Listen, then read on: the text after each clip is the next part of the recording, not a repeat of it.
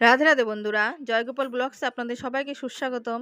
আশা করছি সবাই ভালো আছেন, আমরাও ভালো আছি। তো বন্ধুরা দেখুন, আজ আমি চলে এসেছি একটি নতুন ভিডিও নিয়ে। কয়েকটি পুজো মণ্ডপ আমি আজকে আপনাদের ঘুরে ঘুরে দেখাবো।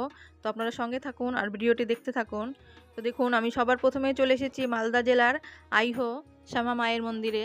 তো দেখুন, শ্যামা মায়ের মন্দিরটা আমরা দর্শন করে নিলাম। এখানেও কিন্তু মায়ের বড় মূর্তি স্থাপন হয়েছে। তারপরে আমরা চলে আসলাম দেখুন বক্সিনগর, আইহো ঘোষপাড়া বক্সিনগরে চলে এসেছি।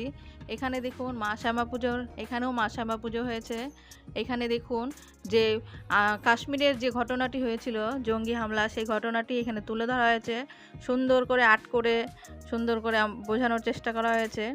তো দেখুন, এই হাতের কাজগুলো খুব সুন্দর, চারিদিকে খুব সুন্দর আর্ট করেছে। তো আপনাদের কেমন লাগছে কমেন্টে বলবেন।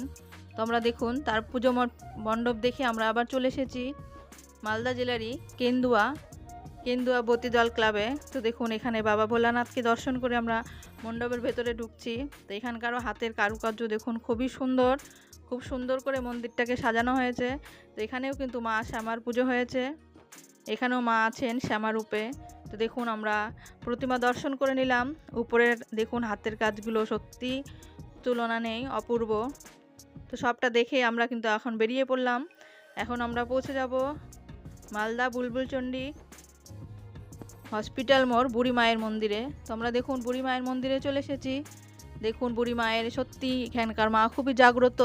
এখানকার মায়ের কাছে সব ভক্তরাই আসে। মায়ের মা কিন্তু কাউকে খালি হাতে ফেরায় না। বুড়ি মাকে দর্শন করে আমরা পরে চলে এসলাম পাশে রাহুকেতু ক্লাব। রাহুকেতু মাকে দর্শন করে আমরা কিন্তু বেরিয়ে পড়লাম। এই দেখুন বেরিয়ে পড়েছি। এখন আমরা চলে যাব বুলবুলচণ্ডী বাজারকালীর উদ্দেশ্যে। দেখুন সুন্দর লাইটিং, আলোকসজ্জা দেওয়া হয়েছে। আমরা এখন ধীরে ধীরে হেঁটে চলেছি বুলবুলচণ্ডী বাজারকালীর মন্দিরে। তো এই মন্দিরের খুবই নামডাক, আপনারা সবাই জানেন।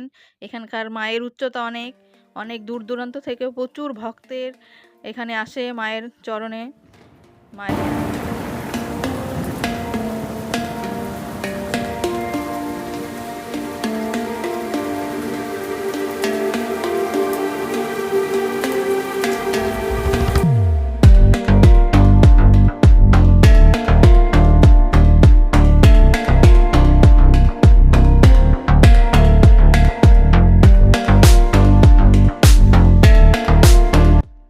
তো বন্ধুরা, আমার মায়ের মূর্তি আপনারা দর্শন করুন সবাই মিলে। আর এই মাকে কিন্তু ট্রেনে বিসর্জন করা হবে আর দুদিন পরেই। আপনারা আমার সঙ্গে এই চ্যানেলটির সঙ্গে যুক্ত হয়ে থাকুন, তাহলে আমি আপনাদের আস্তে আস্তে পুরোটাই দেখাবো যতটা পারি। মায়ের বিসর্জন, এই মায়ের পুজো উপলক্ষে মেলা চলছে পাশে মাঠে। সেই মেলাতেও কী কী এসছে, কী কী হচ্ছে সবই আপনাদের দেখাবো। তো আমরা দেখুন চলে এসেছি, এটা মেন মন্দিরের গেট। এই গেট পার করে কিন্তু আমরা মায়ের মন্দিরে ঢুকে পড়বো।